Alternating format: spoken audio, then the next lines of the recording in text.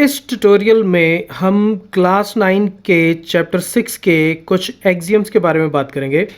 तो सबसे पहले एक्सियम के बारे में बात करने से पहले हम ये एक बार रिवाइज कर लेते हैं कि एक्सियम होता क्या है। एक्सियम का मतलब एक ऐसी statement which is considered as a universal truth, मतलब कि उसको किसी प्रूफ की ज़रूरत नहीं होती जैसे कि थ्योरम्स में होती है, right? Okay, let's see now what axiom 6.1 says. If a ray stands on a line, then the sum of two adjacent angles so formed is 180 degrees. तो इसमें से कुछ चीज़ें ऐसी हैं जिनके बारे में हम पहले एक बार रिवाइज कर लेते हैं। सबसे पहले रे क्या होती है और लाइन क्या होती है। सो लाइन एक ऐसी ज्योमेट्रिक शेप है जो इनफाइनाइटली मैनी पॉइंट्स का कॉम्बिनेशन होती है। इनफाइनाइटली मैनी पॉइंट्स का कॉम्बिनेशन मीन्स ये दोनों एंड्स पे अनएंडिंग होती है और उसके लिए हम दोनों साइड्स पे एरो लगाते हैं। तो एरो का मतलब होता है ये दोनों साइड पे अनएंडिंग है, वो होती है लाइन, ठीक है। दूसरा, अब रे क्या होती है? रे होती है कि एक फिक्स्ड जगह से स्टार्ट हुई और दूसरा एंड उसका क्या है? इनफाइनाइट। तो हम हमेशा रे को इस तरह से एक तरफ डॉट और एक तरफ से एरो, तो ये क्या हो गई मेरी रे। और तीसरी चीज़ होती है लाइन सेगमेंट। तो उसमें दोनों तरफ से हम लोग उसको डॉट लिख के ऐसे लिखते हैं कि ये यहाँ से स्टार्ट हुई और यहाँ पे ख़त्म हो गई, तो ये क्या हो गया? Line segment. Okay, so line का मतलब दोनों तरफ इनफाइनाइट एंड्स, लाइन सेगमेंट मतलब फिक्स्ड लेंथ, और रे का मतलब एक जगह से स्टार्ट हुई और दूसरी तरफ इनफाइनाइट। रे जैसे आप टॉर्च को आप ऑन करो तो वहाँ से जो लाइट निकलती है वो वहाँ से स्टार्ट हो रही है लेकिन उसका एंड कोई नहीं है। ओके, अब हम बात करते हैं एडजस्टेड एंगल्स की। तो एडजस्टेड एंगल्स क्या होते हैं? कोई भी ऐसे दो एंगल्स, जैसे ये एंगल और ये एंगल, जो एक कॉमन आर्म, तो ये कॉमन आर्म हो गई इनकी, ओके, और एक कॉमन वर्टेक्स। तो ऐसे दो एंगल्स जो कॉमन वर्टेक्स और कॉमन आर्म के ऊपर बने हों, वो दोनों क्या होते हैं? एडजेसेंट एंगल्स, यानी कि साथ साथ वाले एंगल्स। अब एक्सियम 6.1 क्या कहता है? इफ अ रे स्टैंड्स ऑन ए लाइन, तो पहले हम लोग एक लाइन बनाते हैं, तो ये मेरी एक लाइन हो गई, ठीक है। अ रे स्टैंड्स ऑफ ए लाइन, तो यहाँ से मैं किसी भी एक पॉइंट पे एक रे बना देता हूँ, किधर भी, ठीक है। तो ये मैंने रे बना दी, यहाँ से स्टार्ट हुई और इधर को चल पड़ी। Then the sum of the two adjacent angles, तो अब ये दो एडजेसेंट एंगल्स बनाएगा, एक इधर बनाएगा और एक बनाएगा इधर, ठीक है। तो ये इन दोनों एंगल्स का कॉमन वर्टेक्स हो गया और ये इनकी कॉमन आर्म हो गई।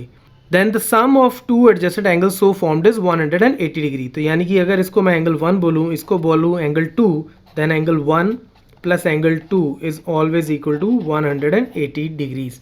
तो दिस इज एक्सियम 6.1। एक स्ट्रेट लाइन के ऊपर कोई भी एक और रे अगर आप ड्रॉ करते हो, किधर भी ड्रॉ कर लो, चाहे यहाँ पे ड्रॉ कर लो, अगर मैं यहाँ से इधर को ड्रॉ करूँगा तो ये जो दो एंगल्स बनेंगे, इन दोनों एंगल्स का सम क्या होगा? 180 डिग्रीज। अगर मैं यहाँ पे इधर को ये रे ड्रॉ कर देता हूँ तो इन दोनों एंगल्स का सम क्या होगा? 180 डिग्रीज। और ऐसे दो एंगल्स को हम लीनियर पेयर ऑफ एंगल्स भी बोलते हैं। नाउ एक्सियम 6.2 सेज, ये बिल्कुल उसका उल्टा है 6.1 का। If the sum of two adjacent angles, तो दो एडजेसेंट एंगल्स का सम, यानी कि ये angle 1 angle 2, so angle 1 plus angle 2 is equal to is 180 degrees. तो इन दोनों का सम कितना है? 180 डिग्रीज। ये हमें गिवन है कि ये एक स्ट्रेट एंगल दिया गया है, दोनों को जोड़ दें तो 180 डिग्रीज बनता है। Then the non common arms, तो नॉन कॉमन आर्म्स कौन सी बन गई? ये तो कॉमन थी, ये आर्म तो कॉमन थी, तो ये आर्म और ये वाली arm of angles form a straight line. तो यानी कि ये इस एंगल की ये आर्म और इस वाले एंगल की ये arm actually is a straight line. So that's what axiom 6.2 is. Let's now talk about axiom 6.3. If a transversal intersects two parallel lines, तो सबसे पहले तो दो parallel lines बना देते हैं। तो ये एक लाइन हो गई, ये हमारे पास दूसरी लाइन हो गई, और ये दोनों क्या हैं? अगर मैं इसको m बोलूँ और इसको n बोलूँ, then m is given to be parallel to n. ये दोनों parallel lines हैं। और ट्रांसवर्सल, अब ट्रांसवर्सल क्या होता है?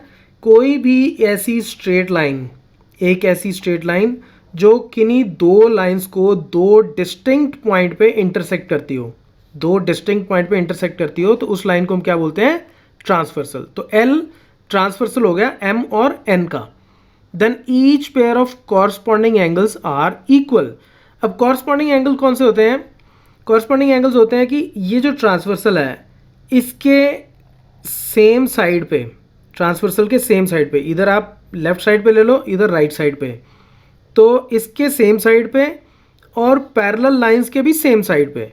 तो यानी कि ये एंगल अगर ट्रांसवर्सल के लेफ्ट को है तो एक और एंगल जो ट्रांसवर्सल के लेफ्ट को हो और साथ के साथ ये एम लाइन के ऊपर वाली साइड है तो दूसरा भी एन लाइन के ऊपर वाली side.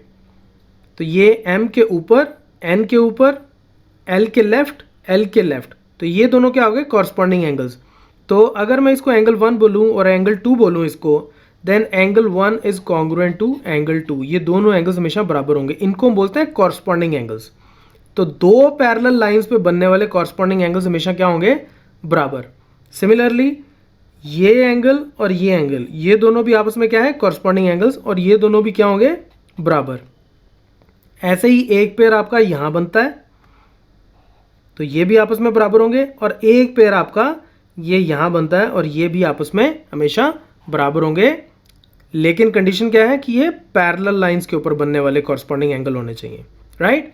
Now this is the converse of 6.3। If a transversal intersects two lines such that the pair of corresponding angles is equal, then the two lines are parallel to each other. तो इसको हम corresponding angles converse axiom बोलते हैं।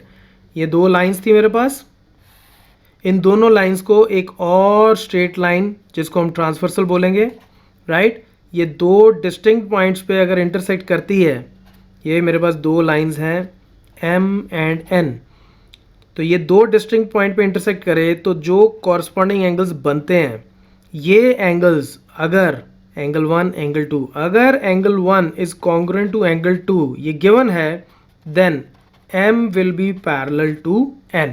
तो ये जो दो lines हैं, ये दो लाइंस हमेशा क्या होंगी, पैरेलल होंगी, राइट। सो ये कुछ एक्सियम्स हैं जो काफ़ी सारी थ्योरम्स, ज्योमेट्री की बहुत सारी थ्योरम्स को सॉल्व करने में हम लोग यूज़ करते हैं। So that's it from this video. Keep watching Mathemafia.